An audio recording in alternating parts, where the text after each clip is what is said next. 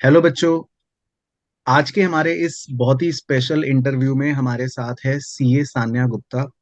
सान्या हमारी एक स्टूडेंट थी, पुरानी आरकेजी की ही आपकी तरह। और सान्या के बारे में मैं ब्रीफ थोड़ा सा आपको बता देता हूँ। सान्या ने रिसेंटली अपना सीए फाइनल अटेम्प्ट क्लियर करा है फर्स्ट अटेम्प्ट में। और इससे पहले सीए इंटर का एग्जाम भी फर्स्ट अटेम्प्ट में क्लियर करा था, एंड इनफैक्ट सीए फाउंडेशन भी फर्स्ट अटेम्प्ट में क्लियर करा था। और इसके अलावा दो छोटी सी अचीवमेंट जो मुझे स्पेशली याद है सान्या की, कि ट्वेल्थ के अंदर भी सान्या के बहुत अच्छे मार्क्स आए थे, हमारे अवॉर्डीज की लिस्ट में भी है। और सीए फाउंडेशन में अकाउंट्स में 100% मार्क्स स्कोर करे थे। तो छोटा सा इंट्रोडक्शन है। तो आज हम सान्या से डिस्कस करेंगे पूरी उसकी जर्नी के बारे में, और जो जो छोटे छोटे इंसाइट्स होंगे वो उसमें से निकालने की कोशिश करेंगे। तो आई होप जितने भी स्टूडेंट्स हैं जो सीए करना चाहते हैं, जो सीए कर रहे हैं, स्पेशली सीए इंटर के, तो उनको कुछ कुछ चीजें वहां से देखने जानने को मिलेंगी। तो सबसे पहले तो वेलकम सान्या हमारे चैनल पर और हमारे इस इंटरव्यू पर। Thank you so much time निकालने के लिए। Thank you so much sir, आपने मुझे अपॉर्चुनिटी दी आपके इस चैनल का पार्ट होने के लिए। Thank you. Most welcome Sanya, most welcome. तो विदाउट वेस्टिंग एनी टाइम मैं स्टार्टिंग से शुरू करता हूँ। सबसे पहले तो जितना मुझे याद है, तुम ट्वेल्थ में तुम्हारे बहुत अच्छे नंबर आए थे, ताबड़तोड़। और उसके बाद तुमने सीए फाउंडेशन में 100% स्कोर करा था अकाउंटेंसी में, और ओवरऑल भी बहुत अच्छा था।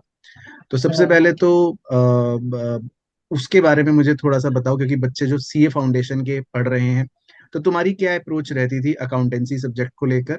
और ओवरऑल सीए फाउंडेशन में अगर जो बच्चा एग्जाम देना चाहता है, वो किस तरह के माइंडसेट और किस तरह की प्रिपरेशन स्ट्रेटेजी फॉलो करे।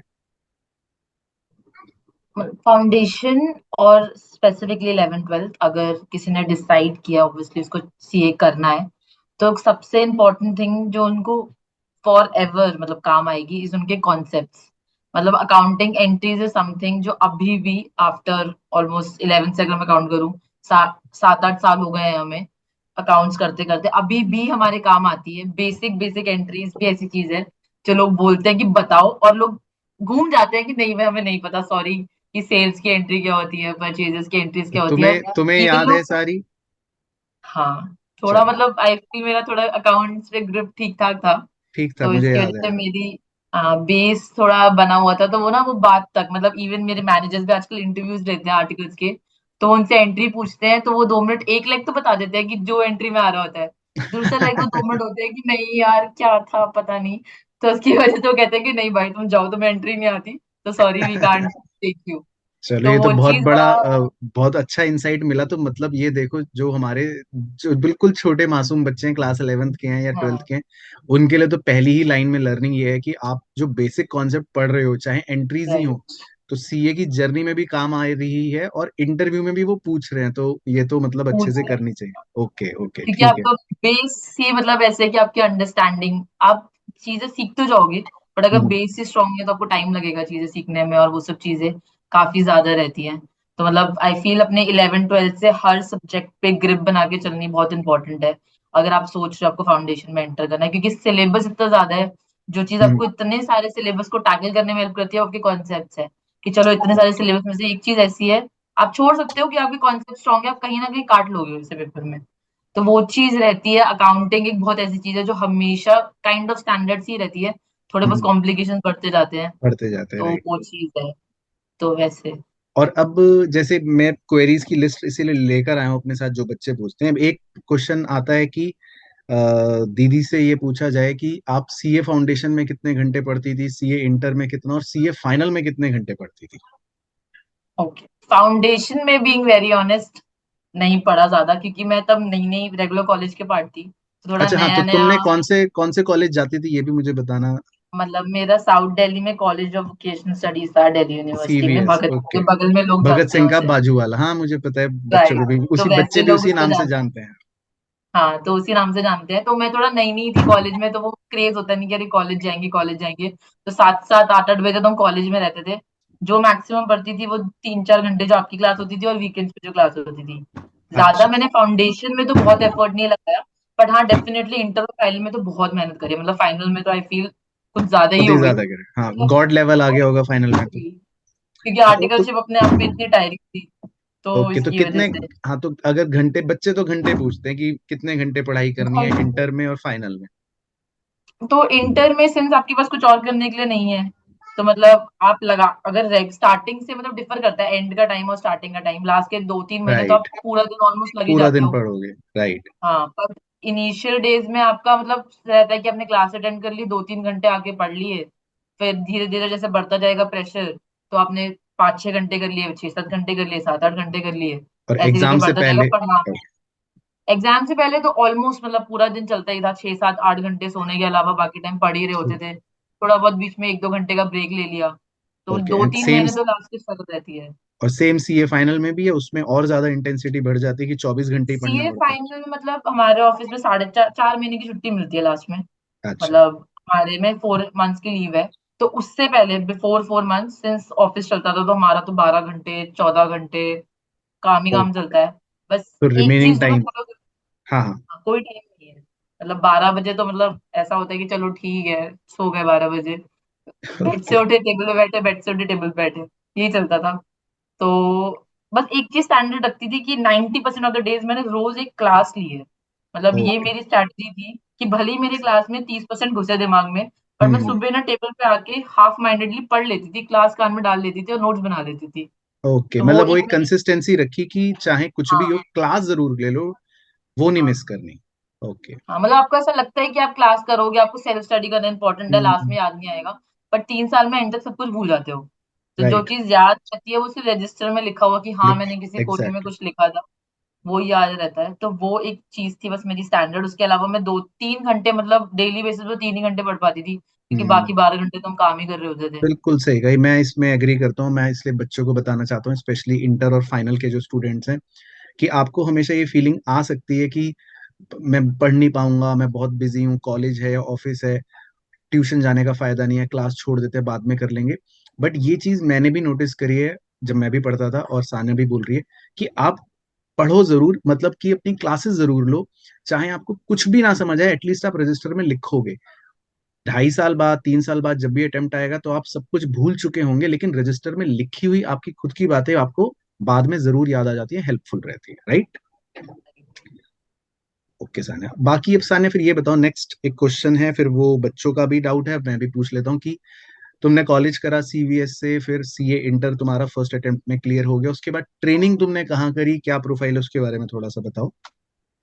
तो जब मतलब मेरा कॉलेज एंड हुआ अप्रैल 2020 में, और हम्म। वो पीक टाइम था जब कोविड स्टार्ट हुआ, ओके। तो उस टाइम पे मार्च थी, मार्च 2020 में इंटरव्यूज दे चुकी थी बहुत सारी कंपनीज के, और मैं हम्म। अभी प्रेजेंटली डिलॉयट में हूँ।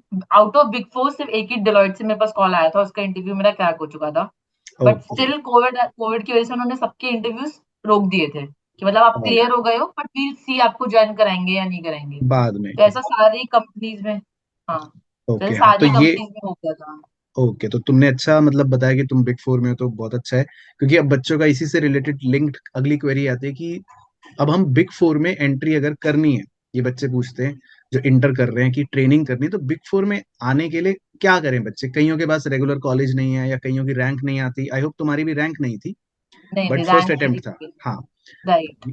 ठीक है, तो अब बिग फोर में आने के लिए क्या करना चाहिए बच्चों ऑनेस्टली एक ही रूट है, रेफरल, मतलब को? स्पेसिफिकली, मतलब मैं खुद रेफरल से हूँ, क्योंकि मैंने काफी ठीक है। इनिशियली जब मैं थी तो मैं बड़ी एडमेंट थी कि नहीं खुद करूंगी, लाइफ की हम्म। फर्स्ट जर्नी है, किसी से रेफरल नहीं लगाऊंगी वगैरह वगैरह। मैंने हाँ। 3 महीने ट्राई किया, देखा लोग अटेम्प्ट मतलब बिग फोर के इंटरव्यू में फेल होने के बाद भी रेफरल की वजह से एक और आ इंटरव्यू रहे हैं। कॉल आ रहा है और वो अंदर जा रहे हैं। तो फिर मुझे ये ऐसा बुरा लगा, तो वो जा सकते हैं तो मैं क्यों नहीं जा सकती, तो आई ये थॉट कि नहीं भैया ये रेफरल। मुझे लगता है ये पोर्शन ऑफ द क्लिप जो होगा, ये बहुत बड़ा रियलिटी हिट होने वाला है, क्योंकि ये चीज हाँ। वाकई में होती है।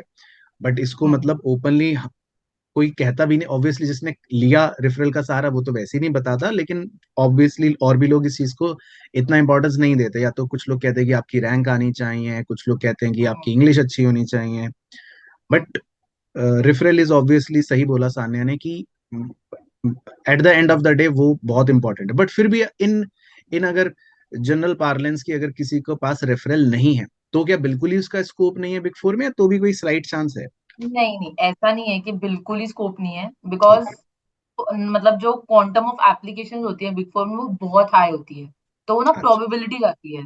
कि अगर इतने सारे लोगों ने अप्लाई किया है तो on the basis of selected की फर्स्ट अटेम्प्ट होना चाहिए, रेगुलर हम्म। कॉलेज होना चाहिए, और मतलब थोड़ा बहुत बहुत सारी चीजें होती है जो क्राइटेरियाज पोर्टल्स बना फैक्टर देते हैं, आउट रैंक करते हैं। होनी चाहिए या तो। हाँ, तो वो सब फैक्टर आउट करते हैं पोर्टल्स, और फिर उस बेसिस पे वो डिसाइड करता है, क्योंकि ये सब सिस्टम बेस्ड है, तो सिस्टम ओके। डिसाइड करता है कि कौन कौन से एप्लीकेंट सिलेक्टेड है, कौन कौन से एप्लीकेंट सिलेक्टेड नहीं है। तो वो थोड़ा ठीक। फैक्टर होता है।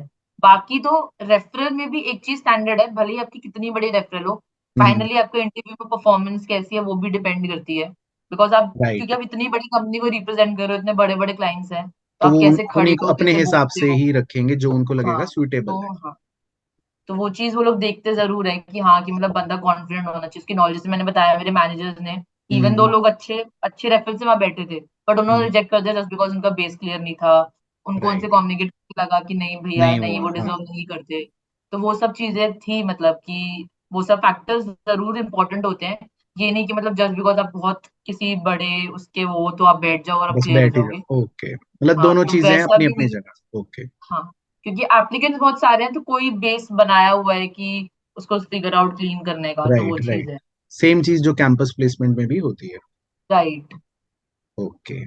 इसके बाद एक और सान्या क्वेरी आती है, बहुत बड़ी क्वेरी है, तो मतलब भरी पड़ी रहती है कि इंटर के अंदर, मतलब सीए इंटर और सीए फाइनल के अंदर, हम सिंगल ग्रुप की तैयारी करें या हम बोथ ग्रुप्स की तैयारी करें, उस पर तुम्हारा अपना पूरा पर्सनल क्या विचार है, या सिक्के के दोनों पहलू के बारे में, मतलब तुम क्या कहना चाहती हो, प्रॉस एंड कॉन्स इस विषय पर।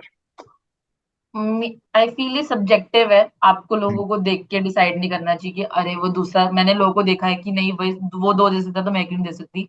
आपको अपनी कैपेबिलिटीज को एनालाइज करना बहुत इंपॉर्टेंट है, क्योंकि सेकंड ग्रुप दो ग्रुप साथ में देना बहुत डिफिकल्ट है, स्पेशली वो 16 दिन। मतलब एक दिन, जो आप 16 दिन साथ में पेपर देते हो ना, वो 8 पेपर के बाद आपकी बॉडी ऐसी हो जाती है कि नहीं भैया मैं और नहीं कर सकता। तो हम्म। दो ग्रुप और single group, person to person अपनी कैपेबिलिटीज को डिसाइड करके देना बहुत इंपॉर्टेंट है, एक चीज। दूसरा आई फील, अगर आप स्पेसिफिकली, मतलब मैं लोगों को एडवाइस करती हूँ रेगुलर कॉलेज करो, अगर रेगुलर कॉलेज करते हो तो मैं बोथ ग्रुप्स इन 15 मंथ्स देना प्रेफर करती हूँ। इवन समझ मैंने भी गया। वो दिया था, क्योंकि हम्म। जितने टाइम आप कॉन्सेप्ट पढ़ते हो ना, आपका इंटर का बेस आपके फाइनल में बहुत हेल्प करता है। बहुत हम्म। सारे सब्जेक्ट्स में काफी सिलेबस कॉमन है, तो वो चीज आपका बहुत हेल्प करता है। 9 महीने में आपको इतनी अंडरस्टैंडिंग नहीं मिलती जितनी 15 महीने में मिलती है। तो हम्म। आई एडवाइस पीपल, या तो 9 महीने में एक ग्रुप दो, या 15 महीने में बोथ ग्रुप दो, डिपेंडिंग ऑन योर केपेबिलिटी। वो 6 महीने की इतनी फिक्र मत करो, और रेगुलर कॉलेज वालों को वैसे भी फर्क नहीं पड़ता। और उन्हें फर्स्ट फर्क नहीं सिंगल पड़ेगा। ग्रुप, हाँ, सिंगल ग्रुप और बोथ ग्रुप का आर्टिकलशिप में भी कोई फर्क नहीं पड़ता। मतलब मेरा पर्सनल ओपिनियन देखा है मैंने, कोई हम्म। फर्क नहीं पड़ता, आप एक देकर आए हो, दो देकर आए हो, अनलेस एंड अनटिल आपकी रैंक है कि आपको आर्टिकलशिप में वो कोई हेल्प करेगा, फ्यूचर में कोई हेल्प करेगा। तो हम्म। इतना फर्क नहीं बेसिकली पड़ता। अगर या तो किसी का टारगेट है कि रैंक ओरिएंटेड जाना है, या फिर हाँ, फर्स्ट एग्जैक्टली। अटेम्प्ट का जो वो तमगा होता है, टैग होता है, वो कर रहे हैं, तो एक अलग चीज है। अदरवाइज हम्म। पर्सन टू पर्सन वेरी कर सकता है। और अब कैपेबिलिटी का तुमने बोला सान्या कि अपने हिसाब से करो, अब वो कैसे पता चले बच्चे को, क्योंकि शुरू में बच्चा या तो अपने पीयर प्रेशर में डिसीजन ले लेता है, या फिर देखता है कि चलो वो दो कर रहा है तो मैं दो कर लेता हूँ, या सोचता है, शुरू में ही सोच लेता है चलो मैं एक कर देता हूँ। अच्छा, कई बार ऐसे भी बच्चे होते हैं जो खाली 9 महीने एक ग्रुप की तैयारी करते हैं, पर वो एक भी क्लियर नहीं कर पाए, तो फिर वो फंस जाते हैं कि अब मैं अगले अटेम्प्ट में अब वापस से वही एक दूं या दोबारा दोनों दूं।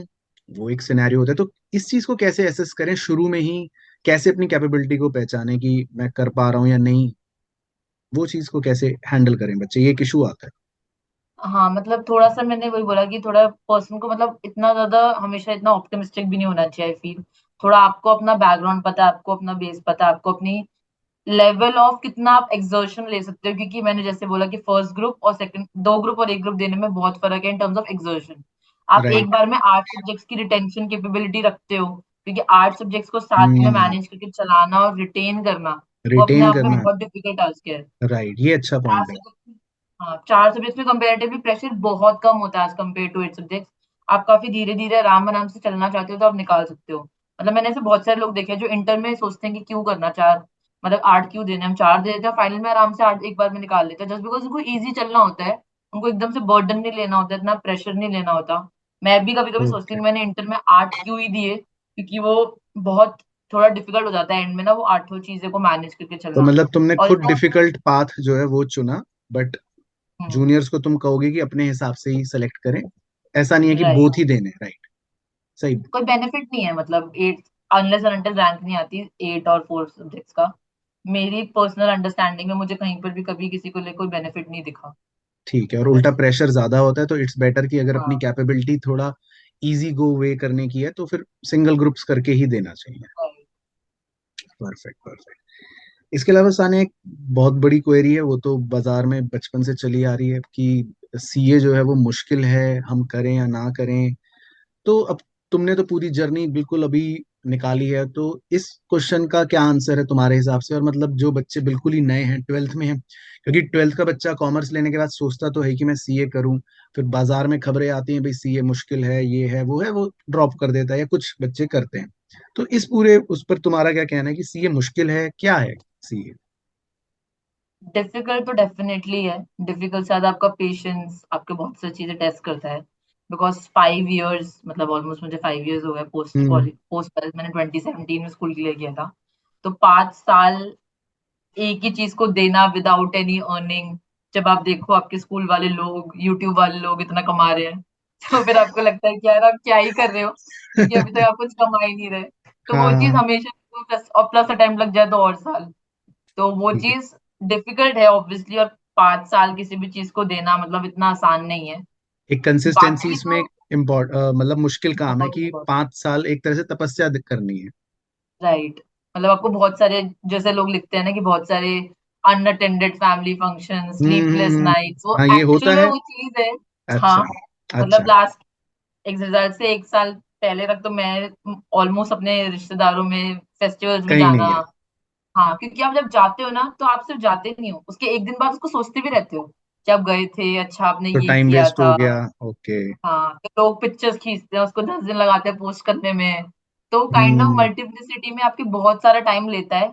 और जब तो आपके पास टाइम ऑलरेडी कम है, तो वो हम्म चीज होती है कि मतलब चीज आपका टाइम कंज्यूम करती है। तो मतलब ये तो सच है इसलिए एक तरह से कि मतलब थोड़ा मुश्किल तो ये चीज है, और साधु वाली जिंदगी हो ही जाएगी। अच्छा। हाँ, साधु तो नहीं बोलूंगी, बट हाँ। हाँ उतनी मजे वाली नहीं होगी जितने आपके काउंटर पार्ट्स है दूसरे लोग जो कोई और फील्ड कर रहे हैं उनके साथ कंपैरिजन में। बट वो ये कि अंडर लर्निंग, मतलब अगर मैं हम्म लर्निंग कंपेयर करूँ कि जितना हमने सीखा है पिछले 5 साल में, अगर हम्म। हम एज अ न्यूली फ्रेशर भी जा रहे हैं तो हम ऐसे नहीं कि हमें कुछ नहीं आता, हमें बहुत कुछ आता है। आप सिर्फ बीकॉम करके या फिर सिर्फ बीबीए करके उतनी नॉलेज नहीं गेन कर पाते जितना आप सीए करके गेन कर लेते हो, क्योंकि आपने हार्डवर्क किया है, जो ऑलराइट, आपके वो वही चीज। मैंने बोला उन लोगों ने नहीं किया। तो कहीं ना कहीं हार्डवर्क का रिजल्ट भी है। तो वही मैंने बोला कि जो जितनी मेहनत कर सकता है और जितने उसके ख्वाब है उतना उस हिसाब से आगे मतलब। बढ़ सकता है। तो अब चलो एक दो क्वेश्चन इसी से मेरे भी निकल के आ रहे हैं कि अब एक तो ये बताओ कि अब सीए में 5 साल ये तपस्या करी, इतनी मेहनत करी, तो इज इट वर्थ इट? मतलब कोई बच्चा सोचे कि ये वर्थ इट है? क्या प्रोस्पेक्ट्स हैं, मतलब क्या कितने की सैलरी लग जाती है? क्या तुम्हें तो बिल्कुल लेटेस्ट इंडस्ट्री स्टैंडर्ड्स भी पता है, तो उस हिसाब से क्या है, एक बार इस पर भी थोड़ी सी रोशनी डाल दो। मतलब अगर मैं Delhi, obviously state to state differ हाँ, करता है, अगर डिपेंड मैं करेगा। दिल्ली की बात करूँ। हम्म। हाँ, दिल्ली की बात करूँ, हम बिग फोर वालों को कंपेरेटिवली ज्यादा मिलता है, रैंक होल्डर्स को कंपेरेटिवली ज्यादा मिलता है मार्केट में as compare to non big fours and moderate.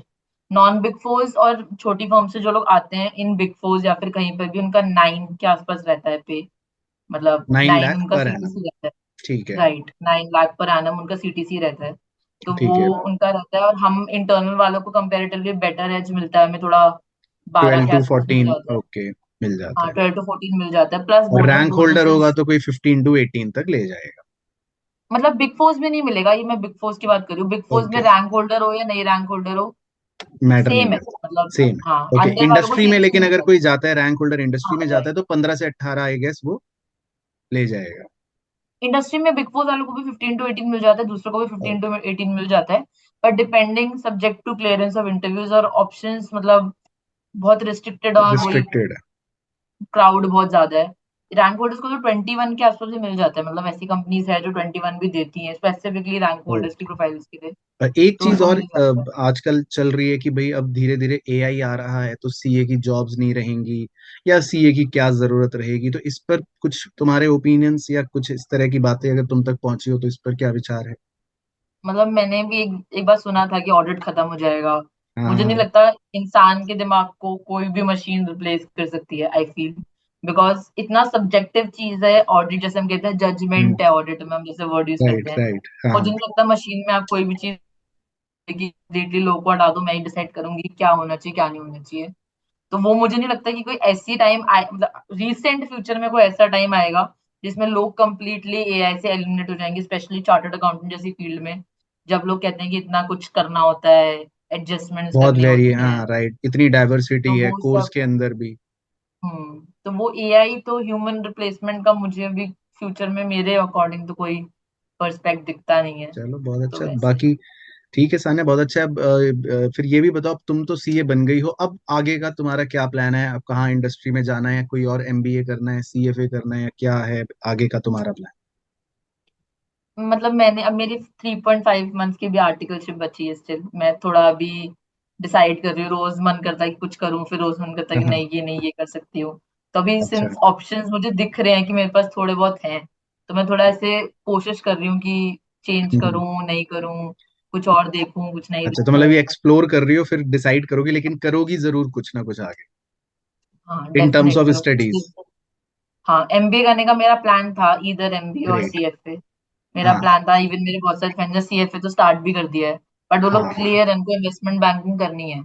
अगर मैंने ओके। सोचा भी नहीं है तो मैं अभी उधर इतना दिमाग नहीं लगा रही।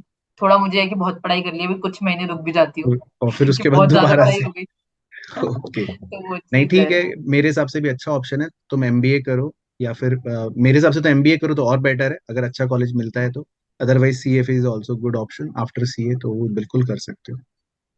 और इसके अलावा फिर खत्म करने से पहले थोड़ा सा, अगर जो बच्चे हैं जूनियर्स हैं तुम्हारे, मतलब सीए इंटर के या फाइनल के स्टूडेंट्स, क्या विजडम टिप देना चाहोगे कि जो सीए अब जो सोच ही रहा है कि मुझे तो करना है, तो किन बातों का वो ध्यान रखे, कुछ डूज एंड डोंट्स, ऐसे विजडम टिप्स जो उसकी जर्नी में हेल्प कर जाए? मेरा जो मेरी स्ट्रैटेजी रही है, मतलब मैं उसको बताऊंगी। हम्म। मतलब प्रायोरिटाइज करना बहुत इंपॉर्टेंट है। मैं ये हम्म। नहीं कहूंगी कि 5 साल अपनी मस्ती छोड़ दो, मैंने भी बहुत मस्ती करी, खूब खेला है, बट प्रायोरिटाइज करना पड़ेगा कि आपके हम्म। कुछ सालों के लिए आपके लिए क्या चीज इंपॉर्टेंट है, और उस चीज का रिवॉर्ड आपको धीरे धीरे मिलेगा। दोस्त भी एक ऐसी चीज है, आप बड़े केयरफुली आई फील चूज करने चाहिए, बिकॉज हम्म। इतना कभी कभी ऐसे लोगों का ऐसे डिप्रेसिंग फेज आ जाता है मतलब 5 सालों में, ऐसा लगता है कि कोई तो होना चाहिए हमारे साथ। तो तीन चार लोग ऐसे होते हैं जो आपके साथ हमेशा खड़े रहते हैं, क्योंकि वो लोग भी सेम फेज पे होते हैं। तो ऐसा होता हम्म। है ना कि कोई दुख बांटने के लिए कोई मिल जाता है। तो समझ वो गया। भी चीज है। होनी तो चाहिए। दोस्त एक इम्पोर्टेंट है, दूसरा प्रायोरिटी बहुत इंपॉर्टेंट है कि हर स्टेप पे आपको डिसाइड करना है कि ये करूं या ये करूं। तो हम्म। क्या चीज अभी अभी क्या इंपॉर्टेंट है। अभी आपके दोस्त ज्यादा इंपॉर्टेंट है, आपकी वो पढ़ाई ऐश ज्यादा वाली जिंदगी इम्पोर्टेंट, ज्यादा हाँ। इंपॉर्टेंट है, पढ़ाई ज्यादा इंपॉर्टेंट है, आपको क्या राइट। करना है क्या नहीं करना है, तो वो सब चीजें काफी इंपॉर्टेंट रहती है कि मतलब आप तो एक बार डिसाइड करते हो। प्रायोरिटी सेट हो गई कि भाई मुझे क्लियर करना है एग्जाम, तो फिर सारी चीजें छोड़ दो, उसी की तरफ आगे बढ़ना शुरू राइट। करो। परफेक्ट, ठीक है सानिया। बाकी एक दो बस लास्ट क्वेश्चंस हैं जो मैं सबसे ही पूछ लेता हूँ तुमसे। एक एक्स्ट्रा क्वेश्चन तो पहले तो ये कि जो सीए फाइनल का तुम्हारा रिजल्ट आया फर्स्ट अटेम्प्ट क्लियर, तो उसकी कोई रिएक्शन वीडियो भी तुमने बनाई यूट्यूब पर, डाली? नहीं, अच्छा, अभी। मैंने नहीं बनाई, अच्छा, क्योंकि, क्योंकि हाँ हाँ। रिजल्ट अर्ली मॉर्निंग आया था 9, मतलब अर्ली तो नहीं बोलूंगी, तो 9 क्या हमारे था लिए घर अर्ली थे। वालों का, मतलब क्या रिएक्शन था? पापा तो बहुत खुश हुए होंगे। राइट, मतलब मैं जब थोड़ा सबके सब ऐसे टेंशन में थे, रिजल्ट आया, ऑफिस से मैसेज आया तो आ गया अभी आ गया, मैंने बोला नहीं रुको अभी आएगा। फिर 5 मिनट बाद अब आ गया, मैंने कहा नहीं रुको आएगा अभी।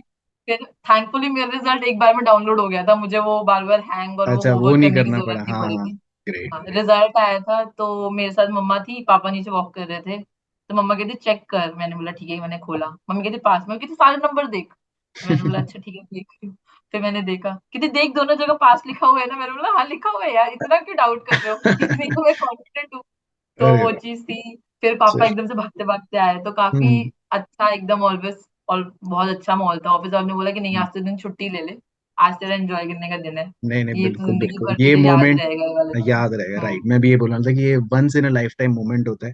राइट। और मैं मुझे भी इतने साल हो गए, लेकिन मैं वो जो क्षण होते हैं ना, वो वाले, बस वो क्लिक कर रहे कुछ हैं, वो पास सेकंड। नजर आ रहा है, पेरेंट्स का चिल्लाना, तो वो चीज हमेशा मेमोरी में रहती है। Right? ठीक है सानिया, बहुत अच्छा लगा। और बस आखिरी क्वेश्चन ही होता है वो, तो बेसिकली जो मैं सबसे पूछता हूँ कि मतलब आरकेजी की तुम्हारी क्या यादें हैं, और कितना मतलब अगर कुछ मिस करती हो तो क्या मिस करती हो, कि जो भी तुम्हारे हिसाब से जो भी छोटी मोटी यादें अगर तुम्हारी हैं तो क्या है?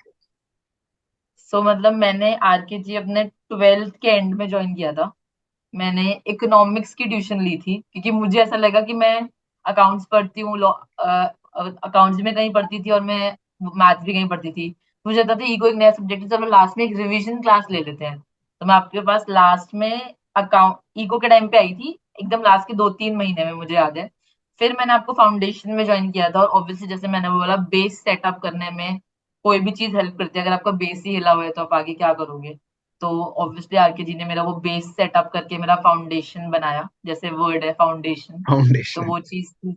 राइट। और फिर मैंने आपसे अकाउंट्स लिया था इंटर में, आई गेस एडवांस अकाउंट्स और वो अकाउंट्स पेपर वन। दोनों अकाउंट्स, हाँ। तो वो दोनों ने फिर ऑब्वियसली मेरी हेल्प करी। बाकी सीए फाइनल तो सब ऑनलाइन था अब।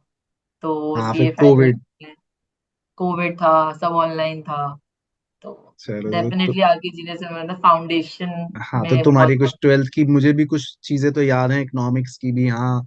और कुछ पार्टी शार्टी भी होती थी, तुम लोग जाते थे ट्यूशन के बाहर, शायद ऐसा भी कुछ हुआ मतलब था। हम लोग अकाउंट्स की ट्यूशन के बाद इको की ट्यूशन आते थे। आते थे हाँ जब हाँ, आते थे, तुम लेट लेट हाँ बैच होता तीन था तुम। चार हाँ लेट हाँ, बैच था हमारा, तो हम लेट चार बैच था, पांच लोग लास्ट सेम बैच था। स्कूल के, हाँ सेम स्कूल के राइट सेम राइट। अकाउंट्स वाले इको में उठकर आते या थे आपके या पास। राइट राइट तो राइट। वो सेम बैच था। चलो बहुत राइट। अच्छा बहुत अच्छा। नहीं मुझे तो मुझे भी याद रहता है और अच्छा लगता है कि जब मेरे को ना ऐसे पुराने बैच के स्टूडेंट से फिर वो बात करके ना वो रिफ्रेश हो जाती हैं यादें। राइट। चलो बहुत अच्छा लगा सान्या। आई होप जो स्टूडेंट्स हैं जिन्होंने देखा इंटरव्यू उन्हें भी कुछ ना कुछ इंसाइट्स मिले होंगे, क्योंकि सान्या की जर्नी बहुत ही अच्छी जर्नी रही है। और बहुत सारे बच्चे सोचते हैं कि हम बिग फोर में जाएं, फर्स्ट अटेम्प्ट में सीए क्लियर करें, तो सान्या ने वो सारी चीजें करी हैं। और आई होप बच्चों आपको भी आपकी जर्नी में बहुत हेल्प मिले, और बहुत अच्छे से आप अपनी जर्नी कंप्लीट करें जो भी चीज कर रहे हैं। और बाकी कोई क्वेरी है, कुछ भी आपको लगता है इस इंटरव्यू से रिलेटेड या कोई और बात, तो कमेंट करके जरूर बताना। मैं कोशिश करूंगा आपके कमेंट का रिप्लाई करूं। और सान्या तुम्हें भी बहुत बहुत बेस्ट विशेस आगे के फ्यूचर के लिए, और बहुत अच्छा लगा तुमसे बात करके। और कभी जरूरत पड़ी बच्चों की कुछ गाइडेंस के लिए तो मैं तुम्हें दोबारा से डिस्टर्ब कर दूंगा। श्योर। चलो all the very best Sanya, तुम्हें भी और सभी बच्चों थैंक को मेरी तरफ से बहुत बहुत प्यार। और मिलूंगा आपसे नेक्स्ट वीडियो में, ऐसी ही किसी और स्टूडेंट को लेकर आता हूँ, कुछ और अच्छी बातें करेंगे उनके साथ। तब तक take care, bye bye, see you soon, bye Sanya, take care. You sir. Bye. Thank you, bye.